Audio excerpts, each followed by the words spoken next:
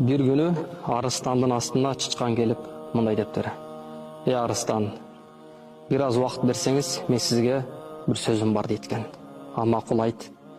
Мен сизди bir айдан кийин өлтүрөм дейткен.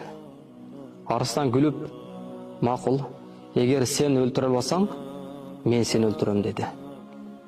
Bir жума өтөт, Арыстан эчтекен ойлонбойт. Экинчи жума кичине ойлоно баштайт. Чычкан мени кантип өлтүрөт экен? Тамагыма уус алып коёбу экен, же уктап жатканда же бир нерсе кылабы экен? Үчүнчү жума ойго батып калат экен.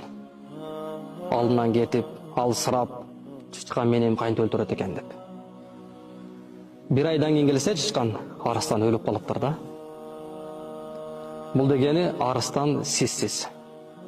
Чычкан жанакы ойлор, проблема, сыноо, кыйынчылык. Адам канчалык ойго баткан сайын, канчалык стресске баткан сайын, канчалык депрессияга баткан сайын, адамды өзүнү жеп жок кылат экен да. Адамга ооруларды алып келет, жанакындай нерв ооруларын алып келет экен.